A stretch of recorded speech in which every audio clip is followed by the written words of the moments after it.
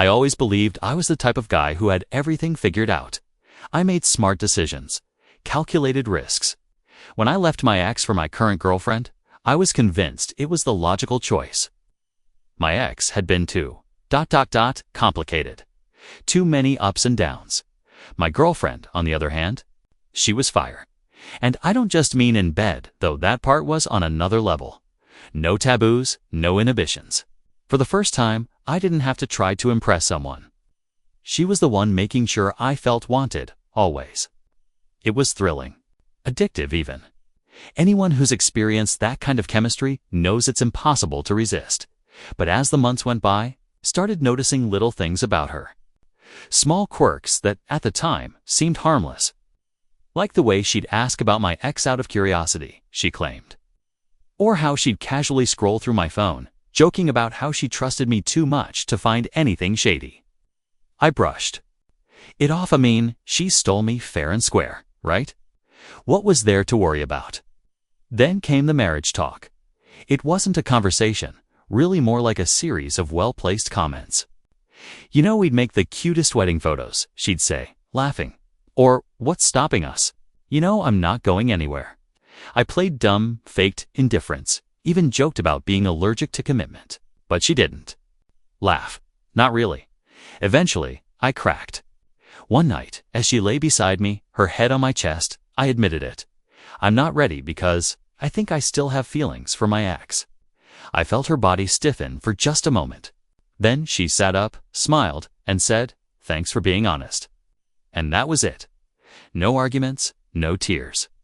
She didn't bring up marriage again, and I thought, she's incredible. She gets it. For months passed. Life went on. Then came the morning that flipped my entire world upside down. I walked into the office feeling ... off. Something in the air was different. It wasn't until I noticed people staring furtive glances, muffled whispers, that my gut started to churn. By the time I reached my desk, I was sweating. "Hey," a coworker muttered as I sat down, avoiding eye contact. "Have you seen?" "Seen what?" He glanced at the wall behind me, then quickly walked away. I turned, and that's when I saw them. Pictures, dozens of them. Printed on 4 sheets and taped everywhere on the walls. The bulletin board, even the coffee machine.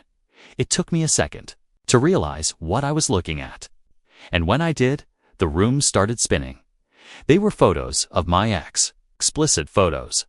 I froze, my heart pounded in my chest as I scanned the images. They weren't just, they were humiliating. Private. Moments no one should have seen. Moments I had never even been privy to. The whispers grew louder. People pointed, smirked, laughed. Some looked at me with pity, others with disdain. I wanted to crawl into a hole and disappear. Suddenly, HR was on the scene, ripping the pictures down and shooing people away. I stumbled to the nearest empty office and shut the door, my mind racing. Who would do this? Why? Later that day, security footage revealed a figure placing the photos around the building in the early hours of the morning. But the person was disguised hood up, face turned away from the cameras. No one could identify them. Theories flew. Some said it was a jealous ex of hers. Others speculated it was someone trying to stir up drama at work. A few people even joked that it could have been me trying to get back at her for some reason. That night, I went home feeling like a wreck. My current girlfriend was already waiting for me, curled up on the couch with a glass of wine. "You okay?" she asked, concern etched on her face. "You look tense." "Bad day at work," I muttered, sinking into the armchair. She tilted her head, studying me. "I heard about the ... photos. Must have been awful. Are you okay?" Her tone was sympathetic. But something about her expression felt ... off. Her eyes lingered a little too long, her smile too calm, too knowing. "I'll be fine," I said, brushing it off. But inside, I couldn't shake the unease creeping up my spine. That night, I couldn't sleep. I kept replaying everything in my head. The photos, the whispers, the figure in the security footage. And then, for no particular reason, I thought about my girlfriend. She'd been so understanding about my feelings for my ex. So patient, so ... perfect, too perfect. I brushed the thought away, telling myself I was being paranoid. But the next morning, as I scrolled through social media over breakfast, I noticed something strange. My girlfriend's phone, sitting on the counter beside her, buzzed. A notification popped up. It was from a messaging app I didn't recognize. She glanced at the screen, then quickly swiped it away, catching me watching her in the process. "Work stuff," she said casually, taking a sip of her coffee. I nodded, but a chill ran down my spine. Because the notification had shown the preview of a message, and it read, "He doesn't suspect a thing." Asterisk, I couldn't get the message out of my head. He doesn't suspect a thing. Those 5 words stuck with me like a splinter, sharp and impossible to ignore. I tried to play it cool as we ate breakfast, but my mind was racing. Who was she messaging? What didn't I suspect? It could have been about anything work. A surprise. Something harmless, but deep down, I knew better. There was something darker beneath her calm exterior. Something I had been too blind or too distracted to see before. "Big day at work today?" she asked, her voice light and casual. "Yeah," I muttered. "Should be busy." She gave me smiles, sweet, reassuring, like nothing in the world was wrong. But when I looked into her eyes, I felt a cold knot form in my stomach. That day at the office, the fallout from the photo scandal was still in full swing. HR had sent out a memo addressing the incident, asking anyone with information to come forward. My ex, predictably, didn't show up to work. Who could blame her? She had been humiliated in the most public, invasive way possible. I found myself checking my phone obsessively, scrolling through social media for any updates, any clues. There was nothing. By lunch, my unease had grown into full-blown paranoia. I couldn't stop replaying the events of the past few months.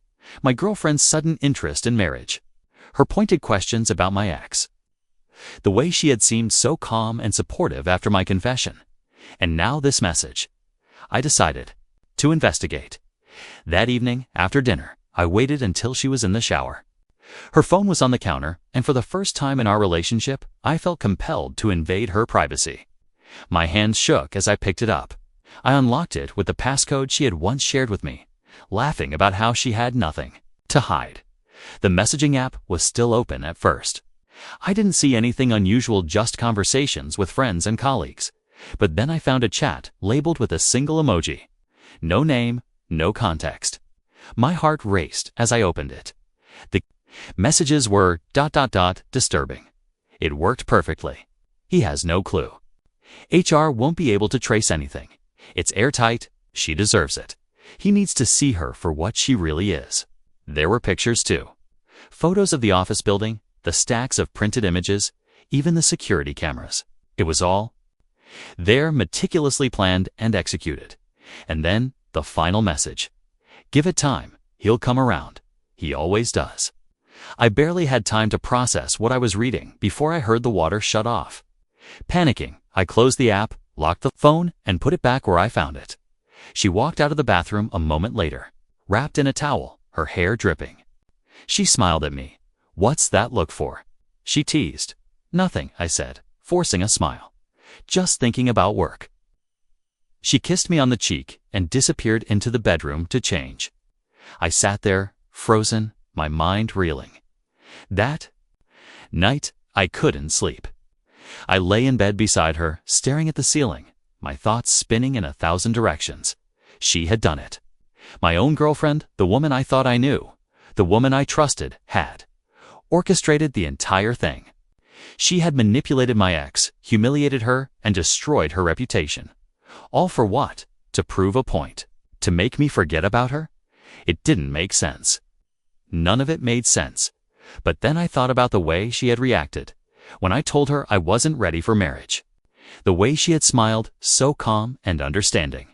I had taken it as maturity, as patience. But now, I realized, it had been something else entirely. She hadn't accepted my answer.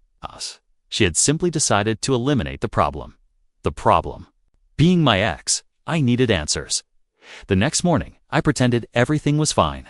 I kissed her goodbye, told her I'd be home late, and went to work.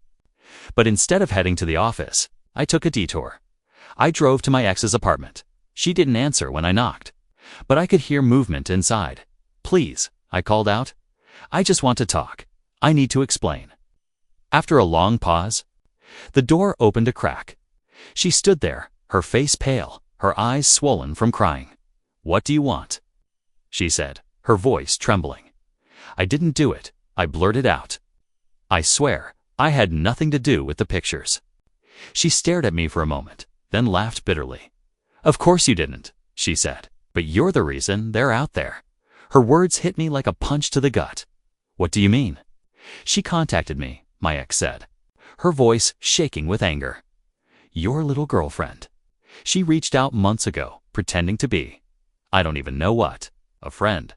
Someone who cared. She got me to open up. She told me it was okay to share those pictures, that I should take back control of my narrative. And then she used them against me." I felt like the floor had been ripped out from under me. "Why didn't you tell me?" I asked. She laughed again, harsh and bitter. "Tell you? Why would I tell you? You left me for her, remember?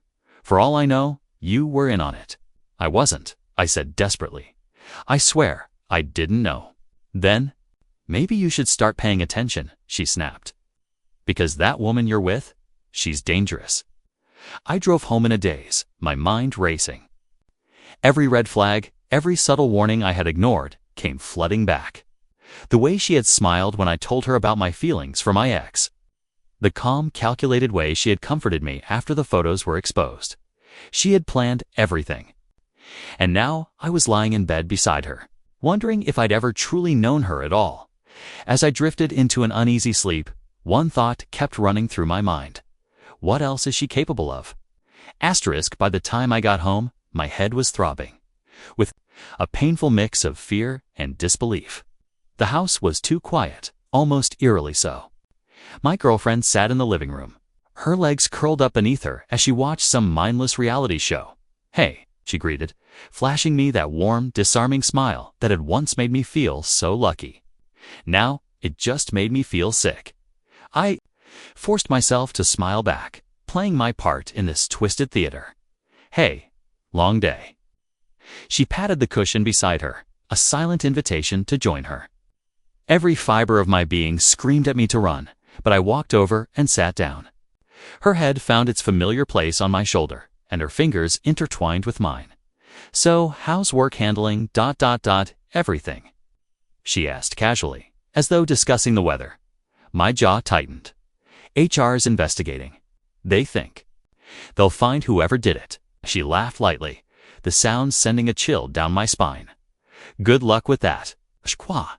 I wanted to scream, to shake her, to demand answers. But instead, I played along. "Yeah, I doubt they'll find anything." Fingers squeezed mine, a gentle, affectionate gesture that felt more like a vice grip. "I'm just glad you're not involved," she murmured. "It would break my heart if I ever thought you had a part in this." The words hung in the air, a veiled threat cloaked in tenderness. I nodded, my throat too tight to speak.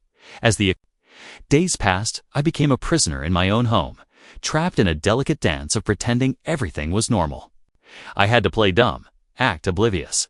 Let her think she still had me wrapped around her finger. But I was watching her now, every move, every glance. The way she'd casually mention my ex in conversation, as if testing my reaction. The subtle, almost imperceptible satisfaction in her eyes, whenever she thought about the scandal. It was a game to her, a carefully orchestrated performance, where she pulled all the strings. I needed to find proof, something concrete that would reveal the monster. Lurking beneath her facade, I began searching our home when she was out, her drawers, her closet, the nooks and crannies where secrets like to hide. One night I hit the jackpot. Tucked away in the back of her closet, inside an old shoebox, were printouts of text messages. Conversations between her and my ex, the manipulations laid bare in ink. My girlfriend had posed as a sympathetic ear, encouraging my ex to empower herself by sending those explicit photos. The messages were chilling in their calculated cruelty, and beneath the printouts, a flash drive. I plugged it into my laptop, dread pooling in my stomach. The drive contained folders labeled with date states matching the timeline of our relationship. The decline of my ex's mental health and the scandal. Photos, videos, edited images meant to ruin a person's life. All of it meticulously cataloged. A digital archive of her twisted handiwork. I was staring at undeniable proof that the woman I shared my life with was a predator. But what could I do with it? Going to the police would mean implicating myself, dragging my own name through the mud. I felt trapped, cornered by her manipulations. Asterisk that weekend, she suggested we go away together. Just us, she cooed, tracing circles on my arm. We need a break from all this drama. We drove out to a cabin in the woods, a place she had reserved without asking me. I didn't question it, knowing that any hint of resistance might tip her off. The first night was quiet, too quiet. She cooked dinner, pouring glass after glass of wine, watching me with those sharp, calculating eyes. "You're awfully quiet," she remarked, her smile never reaching her eyes. "Everything okay?" "Just tired," I said, swirling the wine in my glass, wondering if she'd slip something into it. "You can tell me anything. You know," she continued, her voice soft and gentle. "I'd do anything for you. I've already proven that, haven't I?" There it was, the confirmation I dreaded but needed. She wanted me to know without directly saying it. A confession hidden in plain sight. I nodded, my heart pounding so loudly I was sure she could hear it. "Yeah, you've definitely proven that." That night, as she slept soundly beside me, I lay awake, plotting my escape. I needed to get away, but I also needed to ensure my ex was safe from her reach. The next morning, I pretended to go for a jog, taking my phone with me. Out of sight. From the cabin, I called my ex from a blocked number, praying she'd pick up. "What do you want?" she snapped, her voice laced with anger and hurt. "I found proof," I whispered, scanning the trees for any sign of my girlfriend. "It's her. She planned everything." There was a long pause before she spoke again, softer this time. "You're just now realizing that. What are you going to do?" "I don't know," I admitted. "But we need to be careful." "She's not who I thought she was. Neither are you," she said, hanging up before I could respond. She was right. I wasn't the person I thought I was. I was weak, complicit in her schemes by my inaction, and now, too afraid to confront the woman I once thought I loved. When I returned to the cabin, my girlfriend was sitting on the porch, 2 mugs of coffee, waiting. "You were gone a while," she remarked, handing me a mug. "Everything okay?" I looked into her eyes, those eyes that had once felt like home, but now felt like a trap. "Yeah, everything's fine." But as I took a sip of the coffee, bitterness coating my tongue, I realized just how fine things really weren't. Because she didn't just want me to love hers, she wanted me to need her. To be forever bound to her by fear and manipulation. And the scariest part? I wasn't sure I'd ever be able to break free. Asterisk, the morning after that strange, bitter coffee, I woke up with a strange heaviness in my body. My head throbbed, and my limbs felt sluggish, as if gravity had doubled overnight. I stumbled out of bed to find her in the kitchen, humming softly as she made breakfast. "There you are, sleepyhead," she said with a smile. "Rough night." "Yeah," I muttered, trying to shake off the fog. "I don't know what's wrong with me. I feel off." Her eyes flickered with something I couldn't quite place. Was it amusement, pity, satisfaction? Whatever it was gone in an instant. "Probably the stress," she said, setting a plate of eggs and toast in front of me. "You've been through a lot lately. You need to let me take care of you." The words felt like a trap, though I couldn't explain why. I nodded, forcing myself to eat, even though every bite turned to ash in my mouth. Back at home, the feeling didn't go away. In fact, it got worse. My energy drained faster than it should have, and my thoughts became a jumbled mess. By the 3rd day, I could barely focus at work. I started to wonder if I was getting sick or if it was something else. I began watching her even more closely, looking for clues, signs that she might be behind this strange decline. And I found them. It was the way she always insisted on making my meals now, even when I said I wasn't hungry. The way she handed me my coffee every morning, her eyes lingering as I took the first sip. The way she asked, "Feeling better yet?" with a faint smile that sent shivers down my spine. She was doing something to me, was sure of it, desperate. I went back to her closet one evening when she was out running errands. The shoebox was still there, but I wasn't looking for old evidence this time. I wanted something new, something that could explain the fog in my brain and the weakness in my body. That's when I found the bottle, tucked beneath a stack of sweaters. It was small and unlabeled, filled with a clear liquid. My hands shook as I turned it over, searching for any hint of what it might be. But there was nothing. No label, no markings, nothing. I thought about confronting her right then and there, but fear held me back. She was capable of poisoning me. What else might she do? The breaking point came a week later. I was still barely functioning, dragging myself through each day like a man wading through quicksand. She, on the other hand, seemed radiant, calm, composed, utterly in control. That night, as we lay in bed, she ran her fingers through my hair, her touch both tender and suffocating.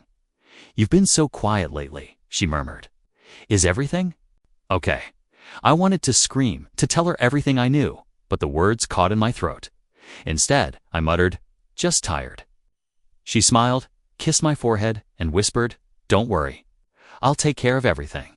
As her arms wrapped around me, I felt like I was sinking, drowning in her love, or whatever twisted version of love this was. The next morning, I made a decision. I couldn't stay. Whatever hold she had on me, whatever game she was playing, I had to escape. But I couldn't just walk out the door. She'd know. She'd find me. So I began planning over the next few days. I quietly prepared for my departure. Stashed cash, gathered essentials, and wiped my digital footprint as best I could. Every interaction with her became a performance. Every smile and laugh a calculated move to keep her from suspecting anything. The night before, I planned to leave. She surprised me with a gift. "I know things have been hard lately," she said, handing me a small, wrapped box. "I wanted to remind you how much I love you." Inside was a silver bracelet engraved with the words, "Forever yours." My stomach churned as I slipped it on, her eyes watching me like a hawk. "Do you like it?" she asked, her voice sweet, almost childlike. "It's perfect," I lied, forcing a smile. Her smile widened, and for a moment, I thought I saw a flicker of something dark in her expression. "Good, because now you'll always have a piece of me with you." Her words sent a chill down my spine, but I nodded, keeping up the charade. That night, I waited until she was asleep before slipping out of bed. My bag was already packed, hidden in the garage. I moved as quietly as I could, my heart pounding with every creak of the floorboards. As I reached the front door, I paused, glancing back at the darkened hallway. For a moment, I felt a pang of guilt.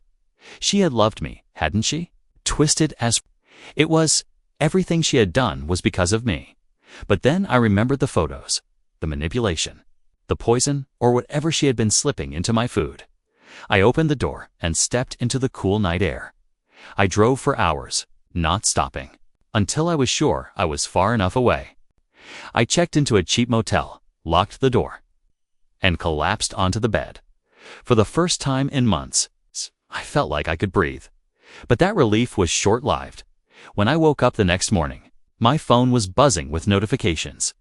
Messages, missed calls, voicemails, all from her. The last text sent a wave of cold terror through me. "You can't run from me. You're mine." And attached to the message was a photo. It was a picture of me sleeping in the motel bed. Asterisk. The blood drained from my face as I stared at the photo on my phone. There was no mistaking in my disheveled hair, the cheap motel bedding, even the faint glow of the lamp I'd left on. Someone had been in my room. She had been in my room. I jumped out of bed and scanned the space, my heart hammering in my chest. The locks on the door were intact. The windows were still shut. How had she gotten in? And more importantly, when? A sudden knock at the door sent me stumbling back, my breath catching in my throat. Housekeeping. It took me a full minute to unclench my fists and remember where I was. I cracked the door open just enough to see the hotel maid standing there, her cart parked beside her. She smiled politely and handed me fresh towels before moving on to the next room. I closed the door and leaned against it, struggling to steady my breathing. I needed to leave. Now, the drive was a blur. I didn't know where I was going, only that I needed to get as far away as possible. My phone buzzed incessantly on the passenger seat, her name flashing across the screen over and over. I turned it off, hoping the silence would bring me some clarity. But all it did was amplify the pounding in my head, the nagging question that refused to leave me alone. How far would she go? She had planned everything so meticulously: the photos, the manipulation, the slow poisoning of my body and mind. I had underestimated her, and now I was paying the price. A part of me wanted to turn back, to confront her, to demand an explanation. But the other part, the part that had seen the darkness in her eyes, knew better by the time I stopped driving. It was late afternoon. I found myself in another town, another cheap motel. The kind of place no one would think to look for me, more so I hoped. I paid cash for the room and didn't give my real name. Paranoia was eating away at me, but I couldn't afford to let my guard down. Once inside, I bolted the door, shoved a chair under the handle for good measure, and checked the windows. Only when I was satisfied that I was alone did I collapse onto the bed.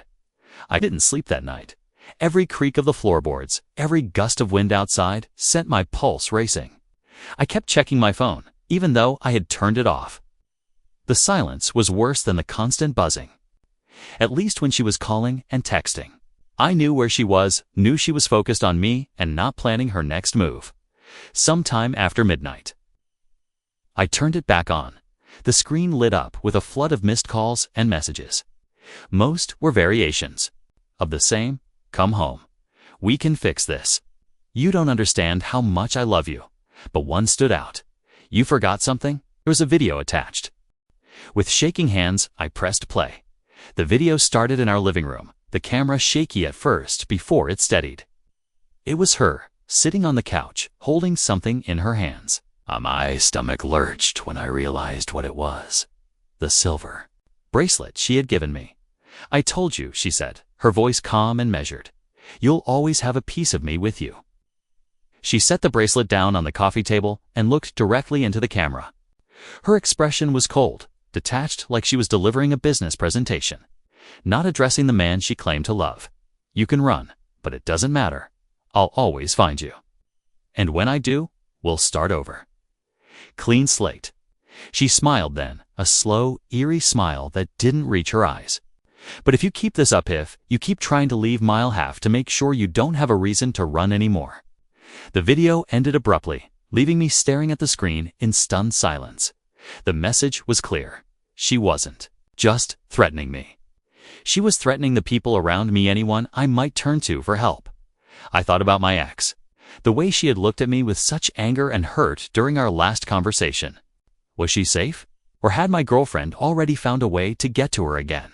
I couldn't risk calling her to check. Every time I reached out to someone, I was painting a target on their back. I was completely alone. The next few days were a blur of paranoia and exhaustion. I kept moving, never staying in one place for more than a night. But no matter how far I went, I couldn't shake the feeling that she was right behind me, watching, waiting. Everywhere I went, I felt her presence. A car that seemed to follow me too closely for too many miles. A stranger in a hoodie lingering near the motel lobby. A knock on the door late at night, with no one there when I opened it. I was unraveling, and she knew it. The breaking point came one night when I stopped at a gas station in the middle of nowhere. As I filled up the tank, I noticed a car parked nearby. Its windows were tinted, and the engine was running. I tried to ignore it, telling myself I was being paranoid. But when I walked into the convenience store to pay, I saw someone inside, a woman with long dark hair, wearing a familiar leather jacket. It couldn't be her. It couldn't. But when she turned around, her eyes met mine, and the smile that spread across her face froze me in place. "Hey, babe," she said, her voice casual, like we had just bumped into each other on a morning walk. "Miss me? Asterisk." I stood there, paralyzed, my mind racing. It was impossible she couldn't be here. I had driven for days, taken every precaution, changed motels, and stayed off the grid as much as I could. But here she was, standing a few feet away from me, smiling like we were meeting for a date. "Cat, got your tongue," she teased, leaning against the counter with that same unnerving ease. "You look like you've seen a ghost," I swallowed hard, my mouth dry. "What are you doing here?" Her smile widened, and she tilted her head as if I had asked a silly question. I came to bring you home. You didn't think I'd let you wander off forever, did you? Oh, the cashier glanced between us, sensing the tension. Everything okay here? He asked, his tone wary. Fine, I said quickly, forcing a smile. Just ran into someone I wasn't expecting. The cashier nodded but didn't look convinced. I paid for my gas and turned to leave, my legs trembling. She followed me out, her footsteps light and deliberate, like a predator stalking prey. Let me guess, she said, her voice soft and conversational. You thought you could outrun me? Start over somewhere new. Maybe call up your ex and play the hero. I turned to face her, anger bubbling up through my fear. What do you want from me? She stopped, her eyes locking onto mine. For a moment, I thought I saw something raw in her expression, hurt, desperation, maybe even love. But it was gone as quickly as it came, replaced by that icy calm. I want what we had, she said simply. I want you, us, everything we've built together. You belong with me. I shook my head, taking a step back toward my car. Isn't love? I said, my voice trembling. This is ... obsession. Control. You don't own me. Her smile faltered for the first time, and her eyes narrowed. Don't say that, she said, her tone sharp. You don't understand what I've done for you. Everything I've sacrificed, everything I've protected you from, protected me. I snapped, my fear giving way to anger. You've poisoned me, ruined my ex's life, stalked me across. The country how is that protection? Her expression hardened, and for the first time, I saw the cracks in her carefully constructed facade. You don't see it now, she said, her voice shaking. But one day, you'll thank me. I've done everything for us for you, because I love you. I laughed bitterly, shaking my head. This isn't love. This is insanity. Her eyes darkened, and she took a step closer. Careful, she warned. You don't want to push me. I glanced around the gas station, hoping for an escape. The cashier was still inside, but I doubted he'd intervene. A trucker was fueling up on the far side of the lot, too far to notice what was happening. I had no choice.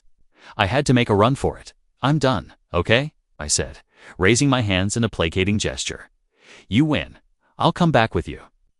Her expression softened, and she let out a breath as if she'd been holding it. See, that's all I wanted. Just us. No more running. Let me grab my bag from the car, I said, keeping my tone calm and steady. Then we can go. She nodded, stepping aside to give me space. My heart pounded as I walked to the car, every step feeling like it could be my last. The moment I reached the door, I yanked it open, jumped inside, and slammed it shut. Her smile vanished, replaced by a look of pure fury. Don't do this, she said, her voice muffled through the glass. You don't want to make me angry. But I wasn't listening. I started the car and hit the gas, peeling out of the lot as she shouted after me. For a brief moment, I thought I was free. The highway stretched out before me, empty and inviting, and I felt a flicker of hope. But then I saw the headlights in my rearview mirror. She was following me. Her car closed the distance quickly, the headlights flashing as she honked her horn. My hands gripped the wheel tightly, my mind racing. She wasn't going to stop. She wasn't going to let me go. The road curved ahead, and I spotted a turn off a narrow dirt path that led into the woods. Without thinking, I veered onto it, the tires skidding on the loose gravel. Her car followed, the headlights bouncing wildly as she kept up the chase. I drove deeper into the woods, the path growing narrower and more treacherous. Branches scraped against the windows, and the car jolted over roots and rocks. My breath came in short, panicked gasps as I tried to stay ahead of her. Finally, I spotted a clearing up ahead. I slammed on the brakes and jumped out, my legs shaking as I stumbled into the darkness. Her car screeched to a stop behind mine, and I heard her door slam. Come back, she shouted, her voice echoing through the trees. We can fix this. I didn't respond. I ran, the cold air burning my lungs as I pushed deeper into the woods. I don't know how long I ran, but eventually I collapsed against a tree, my body too exhausted to go any further. The forest was silent, save for the distant rustle of leaves. I thought I had lost her. But then I heard her voice. "You can't hide from me." She called, her tone sing-song and haunting. "I'll always find you." I pressed myself against the tree, my heart pounding as her footsteps grew louder. She was close to close. I reached down, my fingers closing around a heavy rock. My hands trembled as I raised it, ready to defend myself if she found me. The footsteps stopped. For a long moment, there was silence. And then, her voice, calm, steady, and chilling. "You're mine, and you always will be." I stayed frozen, clutching the rock, waiting for her to make her move. But she didn't. When I finally dared to look, she was gone. I never saw her again after that night. But even now, as I sit here in my new apartment with new locks and new alarms, I can still feel her presence. A knock at the door sends my heart racing. A shadow in the window makes me freeze. I tell myself I'm safe, that she's gone. But deep down, I know the truth. She's still out there, watching, waiting, and one day, she'll come back. That's the end of today's story. Did things turn out the way you thought, or were there some surprises along the way? Share your thoughts in the comment side. Love to hear what you think. If you enjoyed this journey, don't forget to hit the like button. And if you haven't joined the community yet, now's the perfect time. Subscribe and turn on notifications so you're always the first to catch new stories. Thanks for watching, and I'll see you in the next adventure.